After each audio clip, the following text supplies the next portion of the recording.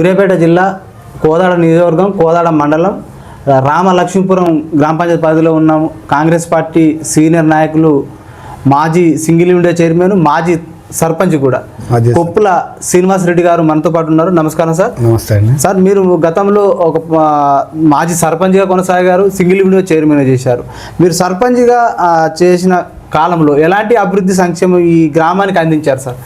మా ఊళ్ళో 2004 నా మ్యారేజ్ అయింది. 2005 గ్రామ శాఖ అధ్యక్షుడిగా ఎన్నుకోవటం అయింది ఉత్తమవాడి సహకారంతో. ఆ రోజు కూడా పోటీ ఏమి లేదు. గ్రామ శాఖగా కొన్ని ఊళ్ళల్లో ఒత్తిడి ఉంటుంది, కానీ మా ఊళ్ళో అట్టాటి ఒత్తిడి లేకుండా గ్రామ శాఖ అధ్యక్షుడిగా అయింది. నేను 19 సంవత్సరాల గ్రామ శాఖ అధ్యక్షుడైన 2006 రాజశేఖర రెడ్డి ముఖ్యమంత్రి అయిన టైంలో నేను కూడా సర్పంచ్గా ఎనామస్గా కావటం అయింది. ఒక 2 వార్డులు కొంతమంది వాళ్ళకి సరే టీడీపీ అప్పుడు గవర్నమెంట్ ఉంది కాబట్టి వాళ్ళకి అనివార్య కారణం వల్ల ఇద్దరు విత్డ్రా చేసుకోలేదు. సరే ఎలక్షన్ అయితే ఆ 2 వార్డు జరిగింది, కానీ ఎవరు వచ్చి ఓట్లు అయితే వేయలేదు. ఊరు మొత్తం అయితే ఎనామస్గానే చేశారు. నాది కూడా ఎనామస్ అయింది.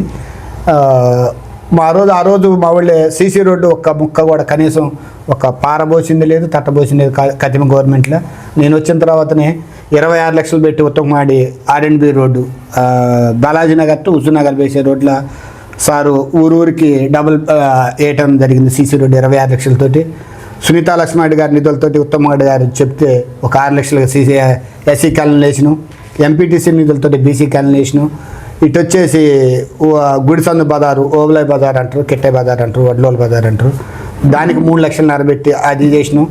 కార్యకర్తల ఫండాన్ని రాజశేఖర గారు ఏమిచ్చిందంటే గ్రామ శాఖ అధ్యక్షులు ఎవరింటే ఎవరుండరో మనిషికి 3 లక్షలు అనే వాళ్ళ కార్యకర్తల ఫండాన్ని ఇచ్చిండు. బికేతన్లో నా ఆవాస గ్రామం అది కూడా, అంటే అది విడిపోయినా కూడా ఆడొక 3 లక్షలు పెట్టి ఆడ చేసినాం. ఇక్కడ ఒక 3 లక్షలకి మొత్తం ఒక సారిచ్చిన డబుల్ రోడ్లది కాకుండా విడిగా అయితే 30 లక్షలు సీసీ చేసినాం. గ్రామ పంచాయతీ ఒకటి సొంత నిధులతో కట్టించిన ఆ బిల్లు కూడా 11 లక్షలు అయిన ఆ రోజు గ్రామ పంచాయతీ నిధులు వస్తే మాకు వచ్చింది చేతికి వచ్చింది 8 లక్షలు, కానీ 15 లక్షలు అయినాయి ఆ గ్రామ పంచాయతీకి. ఏ రోజు కూడా ఇంతవరకు ఎక్కడైనా గ్రామ పంచాయతీలలో తలుపులు కొట్టడం, దారబంధాలు కొట్టడం, కిరికీటులు కొట్టడం కానీ మాది మొత్తం కూడా ఏపీ కలపతోటి మా సొంత కొనుక్కొచ్చి మా సొంత ఖర్చు డబ్బులతో చేసి మొత్తం తలుపులు కానీ ఈ రోజుకి కూడా 15 సంవత్సరాలు అవుతుంది. నేను ఇప్పుడు పోయి కూడా 10 సంవత్సరాలు దాటింది. 11వ సంవత్సరం 12వ సంవత్సరం నడుస్తుంది. ఈ రోజుకి కూడా మన సొంత ఇంటికి కూడా అట్టలు మొత్తం కూడా ఏప కలపతోటి దర్వాదాలు కానీ మినిమంగా ఒక 5 నుంచి 6 లక్షలు లాస్ వచ్చినా కూడా బాగుండాలి గ్రామ పంచాయతీ అని. ఒక్కటే గది ఉండేది గ్రామ పంచాయతీ, ఆ డంగు సున్నంతను కట్టింది. నా పీరియడ్ వచ్చిన తర్వాత దాన్ని మార్వాలు చేయాలని ఉత్తమవాడి సహకారంతో 11 లక్షలతోటి చేస్తే అయినా కూడా లాస్ వచ్చినా లేదు, మన ఊరికి మనం చేసుకుందని 11 లక్షలు ఒక 6 లక్షలు 7 లక్షలు లాస్ వచ్చినా కూడా ఈ రోజుకి కూడా అది చెక్కు చేరకుండా 20 ఇంకా 30-40 ఏళ్ళు ఉన్నా కూడా చెక్కు చేరకుండా ఉంది. వీళ్ళ మామూలుగా 40 ఫంక్షన్లు ఉన్నాయి నేను ఎక్కే రోజుకి. నేను దిగిపోయే రోజుకి 160 ఉన్నాయి. మరి ఈ రోజుకి ఎన్ని ఉన్నాయి అనేది ఇక సరిగ్గా దాని మీద మనం కాలం పీడి మీద పోలేదు. సార్, మీరు పిఎస్సిఎస్ సొసైటీ చైర్మన్గా కొనసాగారు. సొసైటీగా కొనసాగే సొసైటీని ఎలా బలోపేతం చేశారు? రైతులకు మద్దతు ధర విషయంలో కావచ్చు, వాళ్ళు పంట గిట్టుబాటు ధర విషయంలో కావచ్చు, దాంతోపాటు రైతులకు రుణాలు, ఎరువులు ఎలాంటి సౌకర్యాలు మీ సొసైటీ నుంచి అందినాయి అంటే ఏం చెప్తారు సార్? మాకు ఫస్ట్ ఏమైందంటే నేను సర్పంచ్ గుండం కూడా ఐకేపీ కేంద్రం ఒడ్లు కొనే కేంద్రాన్ని వచ్చింది. కొన్ని వాళ్ళకి వచ్చింది, కొన్ని వాళ్ళకి రాలే. ఆ రోజు పట్టుబట్టి మంత్రిగా మన సార్ని అడిగితే ఎమ్మెల్యే గారిని మనకి ఊళ్ళో ఆడ సంగమందంతో ఒడ్లు కొనేది వాళ్ళు మా చేత కాదు మేము చేయలేమన్నారు. అయినా కాదు మన ఊళ్ళో ఉండాలి అని మన ఖాళీ స్థలం వేరే వారి కర్ణం గారి తింటే ఆ చోట్ల పెట్టించి బెళ్ళ పెట్టించి అట్ట ఆ కార్యక్రమం కూడా మనమే ముందు ఒడ్లు కొని చేసినాం. వాళ్ళు చేశారు. ఈ పీరియడ్ ఆ లోపల నా సర్పంచ్ పీరియడ్ అయిపోగానే మళ్ళీ మన సొసైటీ కింద మనం ఎందుకు కొనకూడదని మళ్ళీ దాన్ని రిపీట్ చేసుకొని కొన్ని సంఘాలకి ఇచ్చారు, కొన్ని సంఘాలకి వెళ్ళి అప్పుడు సొసైటీ కొనేది మనం చేయాల్సిందే అని సంఘాల మొత్తం కూడా 3 ఊళ్ళ 3 సెంటర్లు. అప్పుడు ఫస్ట్ ఒక్క సెంటర్ ఇస్తున్నారు. ఎర్రారం పెట్టించి మళ్ళీ 2వ టర్మ్కి వచ్చాకల్లా మా ఊరు పెట్టించి 3వ టర్మ్ కల్లా తండ 3 సెంటర్లు పెట్టించి 3 కొనుగోలు చేసినాం. ఫస్ట్ సంవత్సరం 32 లక్షల ఆమె వచ్చింది. ఒక సంవత్సరం 26-18 లక్షలు వచ్చింది. లాస్ట్ సంవత్సరం వచ్చాకల్లా కొంచెం ఎందుకో మరి కొనుగోలు రేటు మద్దతు ధరలు కొద్ది తేడా వచ్చి కొద్ది కొనుగోలు మందగించింది. మినిమంగా 45 లక్షలు 46 లక్షలలో ఓన్లీ ఐకేపీ కేంద్రం ద్వారా కూడా మా సంఘానికి అభివృద్ధి చేయడం జరిగింది. లోన్ల విషయంలో కానీ ఏదైనా కానీ మన ఎటువంటి ఎవరికైనా ఇప్పుడు మళ్ళీ సొసైటీ కూడా అందరూ నన్నే కావాలని కోరుకుంటారు. సరిగా అది కలిసి వస్తే కాలం కలిసి వస్తే మళ్ళీ చేద్దామని ఆలోచన ఉంది. సార్ మీరు స్వతహా కూడా ఒక రైతు రైతు పరంగా మీరు రైతు పరంగా రైతుల పక్షాన మీరు ఎలాంటి నిర్ణయాలు తీసుకునేవారు సొసైటీలో? ఇప్పుడు ప్రస్తుతం యూరియా కొరత కూడా సంభవించిన దానికి ప్రధానమైన కారణం ఏమేమి ఉంటుంది అంట? సరే, ప్రధానమైన కారణం అంటే నలుగురు 4 విధాలు అనుకుంటారు. ఆడ యుద్ధం జరిగింది, యుద్ధం జరిగిందని అయితే సరే వాళ్ళు చెప్పిన కొంతమంది తెలవక ఏంటంటే రేవంత్ రెడ్డి గారు ఇవ్వట్లేదు, రేవంత్ రెడ్డి గారు తేలేదు, ముందు కష్టపడి 5 ఏళ్ళు కానీ ఏవి ఇచ్చినా మన రాష్ట్రానికి ఎంత ఏరియాలో ఎంత మెట్రిక్ టన్ను ఇవ్వాలో అంతవరకు ఇస్తారు ఎవరు ఇచ్చినా కూడా. మా సొసైటీకి వచ్చే కల్లా మా కాడ మంచిగానే దొరుకుతాయి. కాకపోతే ఏంటంటే కట్టెమూళ్ళలో 5-6 ఊళ్ళలో వచ్చి మా ఊరి మీద పడుతున్నాయి కల్లా చుట్టాల మార్గాన్ని పోతున్నాయి కూడా కొద్దిగా ఇబ్బందిగా ఉన్న మాట అయితే వస్తున్నాయి. చైర్మన్ కూడా ఆయన సహకారం ఆయన ఇప్పుడున్న చైర్మన్ చేస్తుంది, కానీ కొన్ని అవకతవకలు జరిగినాయి అనేది ఆలోచనతో కొంతమంది ఆయన మీద కొద్దిగా అబండాలు వేసి ఉన్నారు. సరే, ఆయన కూడా అది నిరూపించుకోవాలి, అది మంచి పద్ధతి. మా రామలక్ష్మీపురం నుంచి 3 టర్ములు కూడా అన్నం సైరెడ్డి గారు గెలిచిండు, అన్నం వెంకరెడ్డి గెలిచిండు, తర్వాత నాది కుప్పల శ్రీనివాసరెడ్డి నేను. ఎర్రాని నుంచి 2 చేసినా కూడా ఎప్పుడు ఏ రోజు కూడా దాని మీద అవకతవకలు కానీ ఏ ఇబ్బంది లేదు. సరే, మీ చైర్మన్ ఇచ్చిన తర్వాత అన్ని కొంచెం లుకలోకలు బొకలోకలు అన్నీ బయటపడ్డాయి. సూచనలకు కూడా సొసైటీ అంటే కొద్దిగా ఎరెక్ట్ అనే భావన వచ్చింది. మళ్ళీ దాన్ని ఒక గాళ్ళే పెట్టాలంటే మంచి చైర్మన్ ఎన్నుకొని మళ్ళీ చైర్మన్ ఎవరైనా కూడా మంచి చైర్మన్ కావాలా. ఎవరైనా కమిషన్ ఏజెంట్లు కానీ కమిషన్ చేసేళ్ళు కానీ అది ఉండకూడదనే నా ఆలోచన. యూరియా అన్నది మీరు అన్నది కరెక్టే, కాకపోతే రాష్ట్రంలో ముందు పెట్టుకోవటం అనేది ఓకే. గోడాలు ఉండాలి మనకి. ఇప్పుడు మెట్రిక్ టన్నులు మనం నిల్వ చేసుకోవాలంటే యూరియా ఏం చెప్తుంటే 3 నెలలు దాటితే నానుకొనడానికి గడ్ల కట్టిద్ది. రైతులు మళ్ళీ దాన్ని కొనాలంటే కొనలేడు. మళ్ళీ సొసైటీకి లాస్ ఏంటంటే మళ్ళీ 100 రూపాయలు 150 కట్ట 260 రూపాయలు మ్యాక్సిమం మనం కొని మళ్ళీ 100 రూపాయలుగా 150 రూపాయలకి ఇవ్వాలంటే మళ్ళీ సొసైటీ లాసులు ఉంటాయి. అట్ట కాబట్టి యూరియా ఎప్పుడప్పుడు ఆ సీజన్కి ఆ సీజన్ అయిపోతేనే బాగుంటుంది.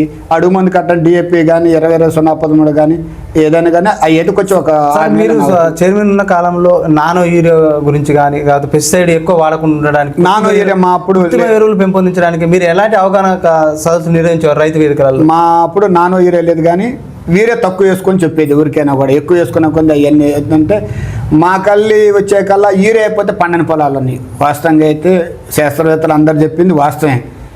యూరియా పశువులు లేవు సార్, పశుపోషణ లేదు, పాడి పరిశ్రమ లేదు, పశువులు వ్యవసాయం లేదు. ఇలా ఇప్పుడు మా ఊళ్ళో ఉన్నాయంటే దాదాపు ఉదయం 8 గంటలకు వెళ్తే 11 దాకా కూడా బయటికి పోవడానికి గేదెలు కానీ ఆవులు కానీ అట్ట వచ్చేది. అట్టా ఇంట్లో బయటికి పోతే ఒక పెడకలు లేదు. ఎందుకు రాను గ్రామీణ ప్రాంతంలో వ్యవసాయంలో ఇప్పుడు ఏదైతే పాడి పరిశ్రమ కాదు పశుపోషణ కాదు తగ్గిపోవడానికి గల కారణం ఏముంటుంది? ఖర్చుతో కూడుకున్నది. ఇప్పుడు ఒక బర్రెను వండి 1 లక్ష రూపాయలు పెట్టి బర్రెను వండటం కానీ ఇప్పుడు మేత ఎత్తే 100 రూపాయలు, ఒక్క వరిగడ్డి కట్ట 100 రూపాయలు. మళ్ళీ కూర్చొని పాలన పెట్టడం అంటే మొఖం నొప్పులు, ఆయనకి చేత కానీ పెనకట్ట తీసేసాయండి. ఎవరు పెట్టిందంటే 1 లీటర్ పాలు 100 రూపాయలు కొనుక్కొచ్చుకుందాం అనే ధీమా మీద కానీ మేము తెచ్చి సాదుకొని మేము ఇంకో 4 పోద్దాం అని అయితే లేదు. సార్, ఈ సొసైటీ నుంచి లాంగ్ టర్మ్ లోన్ ఇస్తారు కదా సార్, ఇప్పుడు బర్రెలకు గొర్రెలకు పెంపొందించడానికి ఆ ప్రోత్సాహకాలు ఇవ్వంటారా? ఇచ్చారు, వాస్తవం అది మీరు అన్నది కరెక్టే. ఇచ్చినా కూడా ఏమైందంటే రైతులు కూడా కొంతమంది ఒకళ్ళ గొర్రెలు ఒకళ్ళు చూపెట్టడం, ఒకళ్ళ బర్రెలు ఒకళ్ళు చూపెట్టడం, సరైన టైంకి లోన్లు కట్టకపోవటం, వాళ్ళు తిరిగి సొసైటీలో కానీ కొద్ది ఇబ్బందులనే ఉన్నది వాస్తవమే. ఇస్తారు, మంచిదే, గేదెలు ఇస్తారు, కానీ దాన్ని మన ఇల్లు కూడా తెచ్చుకొని సాదుకుంటే మంచిది. మన కిస్తీలు కడతాను అనే దాని మీద మార్కెట్ లేదనమాట. కరెక్ట్ కిస్తీలు కట్టినా కూడా నీకు ఉన్నాయా లేవు అనేది నియంత్రణ లేకుండా పోయింది. అసలు నీకు బరిగొడ్లు ఉన్నాయా లేవు అనేది లేదు. డాక్టర్ గారి కాడికి పోతారు, చిట్టి రాపించుకుని వస్తారు, సంతలపై బరిగొడ్డు కొనుక్కొస్తుంటారు, కానీ ముద్దర్లు గుద్దిస్తారు చెవులకి.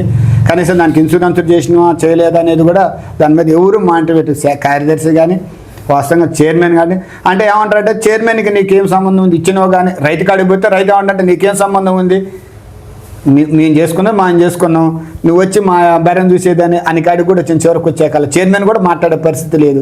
దాని మీద ఏంటంటే అధికారులు ఉండాలి ఎవరైనా కానీ. ఇప్పుడు వెటర్నరీ డాక్టర్ ఉండు, ఈ బర్రెను కొనాలి, ఇది ఇంత రేట్ అయిద్దని ఆయన సర్టిఫికేట్ చేసి ఇస్తాడు. మార్కెట్లో పోయి కోదాడు కానీ ఇంకా బయట ఎక్కడైనా కొన్నప్పుడు ఆ బర్రె ఉందా లేదా అనేది కూడా దాన్ని వాళ్ళకి అధికారులకు అప్పు చెప్తే బాగుంటుందని నా ఆలోచన. నా నిర్ధారణ చేసి ఉంది 6 నెలలక సంవత్సరానికి పోదాము, అసలు ఈ బర్రె ఉందా లేదా, అసలు ఉంటే ఓకే, సంవత్సరానికి పోదాము అని రెక్టిఫై చేసి రాసి వీళ్ళ కాడ బర్రె ఉంది, మన లోన్ తీసుకోరో లోన్ కడతారు అనేది ఒక అధికార నియంత్రణ అనేది ఉండాలి. సార్, మీరు స్వతహా కూడా మీరు సామాజిక కార్యక్రమాలు చేస్తుంటారు, ఏమైనా ఆపుతున్న సాగుతున్న ఆదుకునే గుణం మీకుంది. మీరు రైతు బిడ్డ కూడా, మీరు సాంప్రదాయంగా కొనసాగుతున్న ఎడ్ల పందాలు కూడా కొనసాగిస్తున్నారు. అంటే మీరే చేస్తున్నారో మీ ముందు తరం నుంచి కూడా కొనసాగుతుంది, వారసత్వంగా ఇది కొనసాగుతుంది ఎడ్ల పందాల కార్యక్రమం? తాతల కాలం నుంచి మా తాతగారు, మా నాన్న అయితే, మా బాబాయ్ అయితే 5గురు ఉండేది. వాళ్ళకి 5-6 జతలు ఎద్దులు ఉండేది. ఎప్పుడు 50 ఎకరాలు 60 ఎకరాలు వ్యవసాయం కాబట్టి ఎప్పుడు ఒక జతను ఎద్దులు పందానికి ఉండేది. మా నాన్న కూడా ఎప్పుడు అదే. నాకు చిన్నప్పటి నుంచి కొద్దిగా ఎద్దులు అంటే మక్కువ, ప్రేమ. వాస్తవంగా అయితే ఆ ప్రేమ వల్ల ఈ చదువుకోవటం ఆఫ్ చేసిన, 10th వరకే చదివి ఆఫ్ చేసిన. మళ్ళీ అదే 2005 నుంచి 6 నుంచి సర్పంచ్ కాంచి ఎద్దులు ఉంటున్నాయి. ఎక్కడ పెట్టినా 2 రాష్ట్రాల్లో అప్పుడు ఉమ్మడిగానే ఉంది.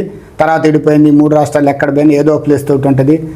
దగ్గర ఒక మేము కొనుగోలు అమ్మటం అయితే ఒక 2 కోట్లు 3 కోట్లు దాకా అయి ఉంటాయి ఎద్దుల వరకు అయితే, అమ్మటం కానీ కొనటం కానీ. ఎడబెట్టిన ఏదో ఒక ప్లేసు. నేడు మొత్తం మా మేడం గారి పేరు మీద ఉత్తమ పద్మాని కోదాడ శాసనసభ్యురాలని ఆమె పేరు మీద ఎద్దులు తోలటం జరిగింది. మంచి పేరులోనే బాగానే ఉంది, ఇబ్బంది ఏం లేదు. కాకపోతే రైతుకు వచ్చే కల్లా ఎద్దులు చాదటం అంటే ఇవాళ పశువుల ఉత్పత్తి చేయటం అంటే కొద్దిగా ఖర్చుతో కూడుకున్న పని. సామాన్య రైతులకి ఇబ్బంది. నాకు కూడా బాధనే, 10 ఎకరాలు ఉంది. వచ్చే పంట కన్నా పోయేది ఎక్కువ అవుతుంది. కాకపోతే మనం దాని మీద ఉన్న మక్కువతోటి, ఆ ఎద్దుల మీద ఉన్న ప్రేమతోటి సాధటం వరకే. సార్, ప్రస్తుత ఇప్పుడున్న పరిస్థితులలో మెరుగైన పశుజాతి మొత్తం అంతరించిపోతున్నది. వాటి కనపడే దాన్ని సాది పెంపొందించే వ్యక్తులు కూడా గ్రామీణ ప్రాంతాల్లో తగ్గిపోతున్నారు. కారణం ఏమిటది? ప్రభుత్వాల నుంచి ఎందుకు ఈ ప్రోత్సాహం లభిస్తలేదు అంటారు? ఏది ఎద్దుల పంజాల విషయంలో కావచ్చు, పశుపోషణ పెంపొందించడం, ఎందుకు కేంద్ర రాష్ట్ర ప్రభుత్వాలు వీటిపై ఎక్కువ దృష్టి పెట్టలేకపోతున్నాయి అంటే ఏం చెప్తారు సార్ ఒక రైతుగా? సరే, అధికారులు చెప్పొచ్చు, ఏమంటాడు, అక్కడ బోర్డర్ కాడ కూర్చొని కోతకు పోయండి వదిలిపెడతారు. వాస్తవంగా మేము పందానికే పోతున్నాం, ఎక్కడ మట్టపల్లి బోర్డర్ ఇక్కడ దాటాలా, లేకపోతే దాచిపల్లి కాడ దాటాలా, మన బోర్డర్ ఎవడన్నా దాటాలంటే, లేకపోతే ఇటు పోతేనో మన నల్లబండిగూడెం దగ్గర చిమిరాల దగ్గర బోర్డర్ దాటాలా. కటింగ్ పోయాడు 150 జోలు పెట్టుకుని పోవటం వాస్తవంగా నాది దొంగతనంగా. స్వతగా వాడు మామూలుగా ఎద్దును మేపటానికో కొనుక్కొచ్చని వ్యవసాయం చేయటానికో, లేకపోతే దోండగా తీసుకొచ్చి బాగు చేసి దాన్ని రేపు పైలే దావాలనో, లేకపోతే నాశనంటోడు ఇప్పుడు ఎద్దుల పందాల మీద ప్రేమ ఉండే అవతల రాష్ట్రాలకి పేరు కోసం నేను పోయేడికి 100 ఎత్తవా 500 ఎత్తవా 600 ఎత్తవా అనేది ధోరణి ఒకటి ఎక్కువైంది బాగా. అసలు ముందు కటింగ్ పోయేటప్పుడే మాట్లాడలే. నా దగ్గర కూడా ఏం చేస్తాడు, ఇప్పుడు నేనంటే నా ఇన్ఫ్యూచర్ ఇచ్చో మేడం గారిదో సార్దో నాదో అనుకొని చెప్పుకొని నేను పోలేస్తున్నా. ఇంకా నాకన్నా చిన్నగా ఉన్న వాళ్ళ పరిస్థితి ఏంది, అమ్మ వీటితోటి మాకెందుకు ఈసారి ఈ లేకపోతే పని చెప్తాను అట్లా వదులుకున్న వాళ్ళు చాలా మంది ఎద్దుల. కొద్దిగా పశుగాలను ఏంటంటే మన ఇండియా వైజ్గా వచ్చేసేకల్లా సరే మోడీ గారు వాస్తవంగా పశువులు సాధాలని ఉంది, కానీ ఏ పనికిరాని పశువులు జాతి ఏం సుఖం అంటే ఇప్పుడు బ్రీడింగ్ పనికి వచ్చే జాదాల. ఇప్పుడు ఒంగోలు జాతి ఉంది. ఒంగోలు జాతి అంటే అది ఎక్కడైనా ఏ రోగానికైనా, ఇప్పుడు మన ఏరియా మొత్తం కూడా ఒకడు జెర్సీ అంటాడు, లేకపోతే హెచ్ఎఫ్ అంటాడు, ఇంకో సరే ఓకే దాని జాతులు పాలిచ్చే జాతులు మనకు పాలు కావాలంటే చేసుకోవచ్చు, తప్పలేదు. ఒంగోలు జాతి అనేది కంపల్సరీ ఆవు కానీ ఎద్దు కానీ ఉండాలిగా. అది లేని రోజు ఈరోజు అదే ఆ సంతలలో కాకుండా మ్యాట్గా ఊళ్ళ నుంచే తయారైతే బాగుండేది. ఎక్కడో వేదికలో ఎక్కి చెప్పడం కాకుండా ఊళ్ళలో ప్రచారం చేస్తే ఇంటికి ఒక ఆవు ఉండాలా, ఇంటికి ఒక ఎద్దు ఉండాలా. సార్, ఒంగోలు గీతలు కూడా కొంచెం అంతరించే పరిస్థితికి లేదు, అయిపోయిందండి. ఇప్పుడు మా ఊరు వచ్చేసేకల్లా దగ్గర 100 అరకలు ఉండేది. మా ఊరు మొత్తం మీద మా మండలానికి వచ్చేకల్లా కూడా 100 అరకు కాదు, 1 అరక లేదు. ఊరికి 100 అరకలు ఉండేది. అట్లా మండలం మీద ఒక్క అరక లేదు. మా చుట్టుపక్కల ఇప్పుడు రేబల్ సర్పంచ్ అయ్యగారు అని ఉండు, ఇప్పుడు గోశాల పెట్టిండు నరసింహమూర్తి అని. ఆయన కాడ ఒక జాత అరకదుంతని, నా కాడ 3 ఎద్దులు ఉన్నాయి. నా కాడ తప్ప మా మండలంలో ఎద్దులే లేవు. సార్, ఈ ఒంగోలు జాతి పరిరక్షణ కోసం మీరు ఒక రైతుగా ప్రభుత్వాలకు ఏం చెప్తారు సార్ ఈ పరిరక్షించాలంటే? ఇప్పుడు ఆవులకు కానీ బర్లకు కానీ వచ్చినట్టే ఇన్సూరెన్స్ ఎద్దులకు కూడా ఇప్పుడు వైరస్ ఒకటి వచ్చింది కొత్తగా, లంపీ స్కిన్ అని వైరస్ వచ్చింది. చర్మానికి మొత్తం గడ్డలయ్యి. సరే, దానికి కొంతమంది డాక్టర్లు తెలిసిన డాక్టరే లేరు వాస్తవం. కొంతమందికి అది ఏంటంటే మీరు చేసుకుంటే అది బతికిద్ది అనే ధోరణిలో ఉంటారు, కానీ ఆయుర్వేదం అంటాడు అదంటే ఇది అంటాడు, కానీ సరిగా అది దానికి మీద ఏంటంటే గడ్డి నుండి బతకటం తప్ప ఏ డాక్టర్ చేసినా కూడా దానికి అసలు లేదు. నాది పోయినసారి ఉగాది రోజు 3,30,000కి కొంటకాలపల్లి ప్రకాశం జిల్లా కొనుక్కొచ్చిన ఈ రోజు అమాస రోజు కొనుక్కొస్తే అమాస రోజు నెల రోజు చచ్చిపోయింది. 15,000 మెడిసిన్ వాడినా బతకలేదు. 3,30,000 ఎద్దు ఒక్కటే. దగ్గర 61 అంగళం ఉంటుంది ఎద్దులు. దూడ మంచి బ్రీడ్ అయింది. అట్టాడితే నేనే బతికించుకోలేను, ఇంకా సామాన్యుడు ఏం బతికించుకుంటారు. కానీ గవర్నమెంట్ కూడా వాటికి కూడా ఇన్సూరెన్స్ అనేది ఉంటే బాగుంటుంది. ఎద్దులకు కూడా ఆవులకు కొన్ని ఓకే, హెచ్ఎఫ్ కానీ బరిగొడ్లకు అన్నీ ఉన్నాయి. ఎద్దులకు కూడా ఉంటుందంటే ఎద్దు జాతి బతుకుతున్నాయి, ఆవు కూడా బతికేది. ఇప్పుడు ఆ ఎద్దు లేకపోతే ఇదే ఆవి అంటే చెప్తుంది. మంచి ఎద్దులు కూడా ఇప్పుడు అసలు పోతాను, ఇప్పుడు మొత్తం కోతలకు పోతున్నాయి, దూళ్ళు కూడా కోతలకు పోతున్నాయి. మొత్తం వైరస్ వచ్చింది, ఎక్కడ పెట్టినా వైరస్. 10 నెలలది 6 నెలలకి 7 నెలలకి దోళ్ళకు తగులుకునే కల్లా రైతులు కూడా ఉంచుకోలేకపోతారు. దాన్ని తట్టుకోలేక ఏముంది చీమిలినట్టు వెళ్తుంది. అట్ట నోటి చేయి పెడితే అట్ట గాలి వేడిగా మనం మనుషుల కన్నా చేసేవాళ్ళు లేకుండా పోతుంది. 40 డిగ్రీల టెంపరేచర్ అంటే దగ్గర పోవాలంటే అంత విషం ఉన్నట్టుంది సార్. ఇక్కడ స్థానిక గ్రామ ప్రజలు మా దృష్టికి తీసుకొచ్చారు సార్. ఇక్కడ స్థానికంగా ఎర్రవరం టెంపుల్ ఉన్నది, బాల ఉగ్ర లక్ష్మీ నరసింహస్వామి ఫేమస్ టెంపుల్. ఇక్కడ బస్సు సౌకర్యం కూడా ఉచిత బస్సు ఉన్నది, కానీ ఇక్కడ గ్రామాలలో రోడ్డు సౌకర్యం బాగాలేక బస్సు వస్తలేదు. ఆ బస్సు సౌకర్యం కల్పించాలంటే సార్ మీరు ఎమ్మెల్యే గారి దృష్టి కానీ ప్రభుత్వం తీసుకుపోయారు ఒక సీనియర్ నాయకుడిగా? మేమైతే ఎప్పుడు అడగలేదండి, ఎందుకంటే పోయినసారి అంతకుముందు కావాలనుకున్నాం, వచ్చింది వేయించారు, బాగానే ఉంది. అప్పుడు ఫ్రీ బస్సు లేనప్పుడు ఏం చేశారంటే ఊరు ఒక బస్సు ఎక్కేవాళ్ళు లేరు, కనీసం వాళ్ళ మైలేజ్ డీజిల్ మనం వచ్చేటట్టు ఉండాలి. మనం ఎవరిని పోయి అడిగినా, డిపో మేనేజర్ని అడిగినా, మేడం గారిని అడిగినా, ఒక 10 మంది ఎక్కితే 5 రోజులు 5 రూపాయలు 50 మంది వస్తే డీజిల్ మందం డ్రైవర్కి వెళ్తుంది, మెయింటైన్ ఖర్చు వెళ్తుందని వాళ్ళు అనుకుంటారు కదా. అడిగినా అప్పుడు బాగానే సార్ వేయించింది, 3 ట్రిప్పులు ఏమి ఇచ్చింది, ఎర్రారు నుంచి మా ఊరి నుంచి తండ నుంచి పోయేది. తర్వాత ఎక్కే జనం లేకుండా పోయి ఇంటికి 2 బైకులేని, ఇంటికి 2 బైక్. ఇప్పుడు ఆడవాళ్ళు వచ్చిన స్కూటీలు కూడా అయినాయి వాస్తవంగా అయితే, 3వది కూడా తయారైనాయి. ఇంకా అట్టాడప్పుడు ఇప్పుడు కాకపోతే ఫ్రీ బస్ కాబట్టి ఇప్పుడు కంపల్సరీ ఏంటంటే ఫ్రీ బస్ అయింది కాబట్టి ఎవరైనా కూడా బండ్లు ఆడబెట్టి ఆడవాళ్ళు కానీ ఏ పని పోవాలన్నా, కోదాడు పోవాలన్నా, ఏటని పోవాలన్నా ఇబ్బంది లేకుండా. కాబట్టి మా ఎమ్మెల్యే గారు మేము కోరుకునేది ఒకటే, ఫ్రీ బస్ అనేది ఒక 2 రోజులకు కలిపేస్తే బాగుంటుంది. ఒక్క ఊరికి వేసినా 5, 3, 6 లేకుండా 2 రోజులకు కలిపేస్తే తండ మాకు కానీ ఎర్రారం కానీ, లేకపోతే 3 రోజులు ఒక ట్రిప్. ఉదయం ఒక 7 గంటలకు పిల్లగాడు స్కూల్కి పోయేటప్పుడు, మధ్యాహ్నం 12 గంటలకు కట్టక, సాయంత్రం 4 స్కూల్ అయిపోయిన తర్వాత నైట్ లాస్ట్ 8 గంటలకి. సార్ ఈ సర్పంచ్ ఎన్నికల నుంచి 20 నెలలు అవుతుంది. చాలా గ్రామాల్లో చాలా సమస్యలు ఉన్నాయి, పారిశుద్ధ్య సమస్యలు. దాంతో కుక్కలు పెడతా కూతులు పెడుతుంది అంటున్నారు. దానికి తోడు ఇప్పుడు నిధులు లేక గ్రామ పంచాయతీలు నిర్వీర్యం అయిపోతున్నాయి. ఎందుకు ఎలక్షన్లు పోలేకపోతుంది అంటారు సార్ ప్రభుత్వాలు? సరే, బీసీ రిజర్వేషన్ అని గానని ఇవన్నీ ఇబ్బంది పడరు, కానీ ఏ రోజైనా సరే ఉన్నాయి, అన్నీ ఉంటూనే ఉంటాయి ఏ ఊళ్ళల్లోనే. కాకపోతే వాళ్ళు ఉన్న కాడ వాళ్ళకి ఇచ్చుకోవటం తప్పు లేదు, బీసీలు ఉన్న కాడ బీసీలకు వెళ్తారు, తప్పేం లేదు, వాళ్ళకి వెళ్తారు. ఇప్పుడు మా ఊరు ఉంది 50% ఓసీ రెడ్డిస్, కత్తెమ్మ కులాలన్నీ ఒక లెక్క. సరే రిజర్వేషన్ పెట్టొద్దని అంటలే, అందరు ఒక బీసీ రిజర్వేషన్ అనే, ఎస్సీ రిజర్వేషన్ అనే, ఒక ఏకలాంగుల రిజర్వేషన్ అంటే ఎన్ని రిజర్వేషన్ పెట్టాలో. మళ్ళీ అడిగని వచ్చాక అందరూ స్వామి, మనందరూ స్వామి అంటేనే. మరి మా పరిస్థితి ఏంది? మరి మేము కూడా ఓసీ ఉన్నాం, వాస్తవంగా చెప్తాను. ఇప్పుడు సగం ఊరు ఉన్నాం మేము, మరి మేము అన్నాలో చేయాలి చెప్పండి. రిజర్వేషన్ ఓకే, కాకపోతే ఆ ఊళ్ళో ఉన్న రోజు ఆ ఊళ్ళో ఎక్కువ ఉన్నప్పుడు వాళ్ళు చేసుకోవడం తప్పేం లేదు, ఊరిని ఊరు బాగు చేసుకోండి. ఇప్పుడు ఆయన మంచి ఆయన అయితే బీసీ నుంచి వెళ్తాడు, ఎస్సీ నుంచి ఓసీ నుంచి వెళ్తాడు. కొన్ని ఓసీలు ఉన్న కాడ మొత్తం ఎస్సీలు గెలిచిన కాడ లేవా సార్? ఈ బెల్ట్ షాపుల వల్ల కూడా ప్రజలు ఇబ్బంది పడుతున్నారు. బెల్ట్ షాపులు అయితే అసలు నియంత్రించాలంటున్నారు. మండలానికి ఒకటే పెట్టాలి, అక్కడి నుంచే తెచ్చుకోవాలి. కానీ ఊళ్ళో ఇప్పుడు మా ఊళ్ళు ఉంది 5 షాపులు ఉన్నాయి, చాలా ఇబ్బంది, జనాలు ఇబ్బంది పడతారు. స్కూల్ ఎదురంగా ఉన్నాయి, గ్రామ పంచాయతీ ఎదురంగా ఉన్నాయి, ఆడ ఏ సెంటర్ పెట్టినా ఉన్నాయి. కాబట్టి అవన్నీ తీసేసి తొలగించి ఊరికి ఒకటి ఇచ్చాను, ఊరు బయట ఉండాలి. నలుగురు ఆడికి వచ్చినప్పుడు ఏంటంటే ఇప్పుడు తాగటానికి పోయినా సిగ్గై తాగకుండా పోతారు. ఇప్పుడు ఏంటంటే తలుపులు పెట్టి వాడికి మందు, ఈ గదులు ఉంటే వాడు ఆ గదులు ఉంటే, ఆ గదులు ఉంటే ఈ గదులు ఉంటే వాడు ఆ గదులు పెట్టి మందు పోతారు. కాబట్టి 10 మందిని కొన్న కాడికైతే పోవటానికి ఇబ్బంది అయితే ఎవరికైనా కొద్ది చిన్న సూప్ అనేది ఉంటుంది. ఏమో వాడు వచ్చింది వీడు వచ్చిందని, ఒకటే ఊరికి ఒకటే ఏ షాప్ ఉన్నా ఒక షాప్ ఉంచుకుంటే బాగుంటుందని. ఊళ్ళో మా ఊళ్ళో ఇప్పుడు 5-6 షాపులు అన్ని బెల్ట్ షాపులు, అవి తొలగియాలి. బెల్ట్ షాపులు అయితే అది కంపల్సరీ. సార్ యువత కూడా బాగా మద్యానికి డ్రగ్స్ అంటే మా కాళ్ళు లేదు, మద్యానికి అయితే బాగా ఇబ్బంది ఉంది. దాని మీద నియంత్రణ అంటే మీరు అన్నట్టు ఊరికి ఒకటి ఊరు బయట ఉండాలి. ఉన్నప్పుడు ఏంటంటే అందరూ నలుగురు పెద్దోళ్ళు వస్తుంటే చిన్నోడు అన్నోడు 15 ఏళ్ళు 20 ఏళ్ళు ఆడి పోటాన్ని సిగ్గు అయితే లేకపోతే తిడతారు పెద్దోళ్ళు. అరే ఏంద్రత సిగ్గు శరం లేదారా నువ్వు ఆడ ఈ వయసులో ఎడతా అవుతున్నా తిడుతున్నప్పుడు పోకుండా కొద్దిగా నియంత్రణ అనేది వస్తుందని. ఊరికి ఒక్కటే షాప్ ఉండాలి. అది గ్రామ పంచాయతీకి పన్ను గట్టి పెట్టుకోవటం అనేది బాగుంటే బాగుంటుంది. నాకు తెలిసి అయితే గ్రామాల్లో కూడా బాగుపడతాయి. పారిశుద్ధ్యం మొత్తం ఇప్పుడు దగ్గర సంవత్సరంన్నర అయింది, 2 సంవత్సరాలు. ఇప్పుడు మరి కార్యదర్శులు ఏం చేస్తారు? ఆయన చేతులంగా పెట్టుకుని 50,000 60,000 జీతాలకి 30,000 జీతాలకి ఆయన చేతులంగా ఏం పెట్టుకుంటే ఇప్పుడు మా వాళ్ళు ఉంది ఆ సాగర్ రెడ్డి నేను ఎవరో ఒకళ్ళు పెట్టుకుని ఏదో ఒకటి చెప్పేయాల. ఆ లైట్లు అయిపోయి అదే కార్మికులు కూడా జీతాలు మరి వాళ్ళ వారికి ఎట్లా చేస్తారు? పారిశుద్ధ్యం మరి కుంటుపడదంటే కుంటుపడకే ఉంటుంది. కానీ తొందరగా ఎలక్షన్లు ఆ రిజర్వేషన్ ఏదైనా కానీ తొందరగా పూర్తి చేస్తే బాగుంటుందని నాకు అభిప్రాయం. త్వరలో స్థానిక ఎన్నికలు రాబోతుంది సార్. ఎలక్షన్ ఏదైనా కూడా మద్యం డబ్బులు ఏరలేకపోతుంది. పార్టీలు ప్రజలను ప్రలోభాలకు గురి చేస్తారు. మద్యం డబ్బా తాయిలాలు ఇచ్చి ఆ సంస్కృతి పోవాలంటే ఓటర్లలో ప్రజల్లో ఎలాంటి చైతన్యం కలిగి ఉండాలంటారా, లేకపోతే పార్టీలలో ఏమైనా మార్పు రావాలంటారా? ఒక పార్టీ సీనియర్ నాయకుడు ఒక రైతుగా మీరు ఏం చెప్తారు సార్? సరే, నాయకులు మారినంత మాత్రంలో కార్యకర్తలు కానీ గ్రామ ప్రజలు కానీ మారరు. మనం అనుకోవటం ఇష్టం, మనం చెప్పుకోవటానికి మనకు వచ్చేది ఇట్లా ఏదికల మీద కానీ మైకుల ముందు కానీ జనం మారినప్పుడే ఏ అధికారి అయినా మారుతాడు, లేకపోతే ఏ ఎవరైనా మారుతాడు. జనం ముందు మా ఓటు వద్దులే, మాకు ఆయన చేస్తే చాలా, ఆయన వస్తే చాలా అనే ధోరణి రావాలి. వెనకంటే ఏంటంటే ఇప్పుడు కమ్యూనిస్టులు ఉండు, నారాయణరావు గారు ఉండు, మేము ఫస్ట్ సిపిఐ, మా నాన్న టైంలో సిపిఐ, మా నాన్న కాయించి యువతలు వచ్చి పడ్డాం.